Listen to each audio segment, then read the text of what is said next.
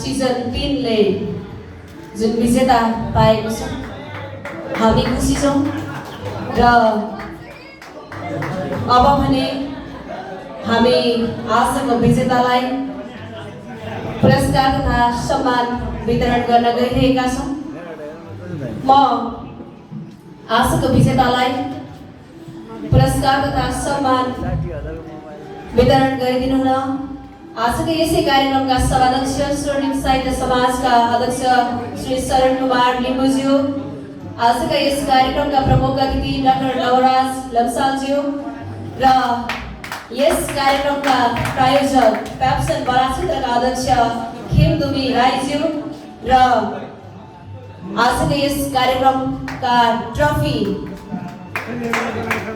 हामीलाई प्रायोजन गर्नुहुने इन्द्र पौडेलज्यूलाई म यस मञ्चमा आमन्त्रण गर्न चाहन्छु र आजको विजेताले रु 10,000 नगद प्रमाणपत्र, एक झोला किताब, बुके, माला अरू के छुट्यो सबै उहाँले पाउनु हुँदैछ। विजेता कविलाई हार्दिक बधाई र सम्पूर्ण सहभागी कविहरूलाई एकमुष्ट बधाई दिन चाहन्छु।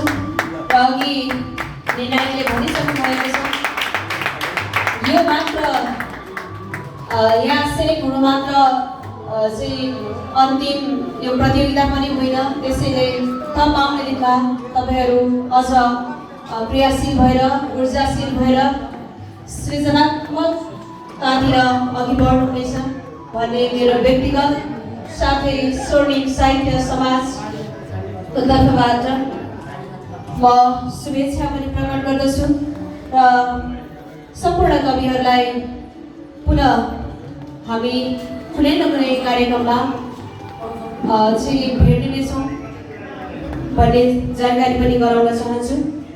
आज बराक्षेत्र प्याप्सन स्कुल एन्ड कविता सिजन 3 ले विजेता प्राप्त गरिसकेको छ।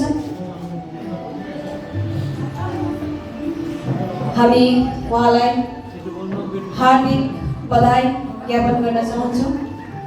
आजका विजेता सीमा महादेवजीलाई हजुरहरूले कदा, माला, ट्रफी, मेडल, नगद र एक झोला किताबद्वारा पुरस्कृत र सम्मानित गर्नुहुँदैछ। ताली कमी भयो, गडगडाहट ताली बजिरहोस्।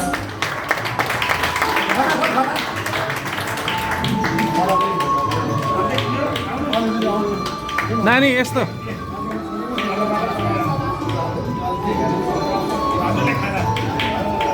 नानी दाहिने हातले यस्तो टर्फी गरिरहने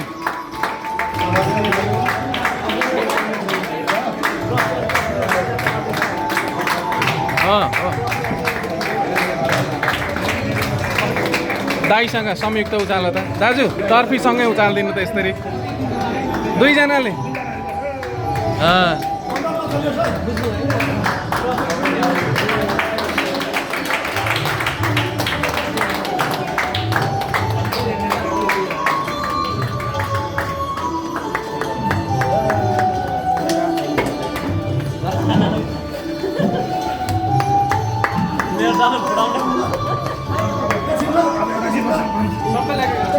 हामी हार्दिक आभार व्यक्त गर्दछौँ कि आजको विजेतालाई ट्रफी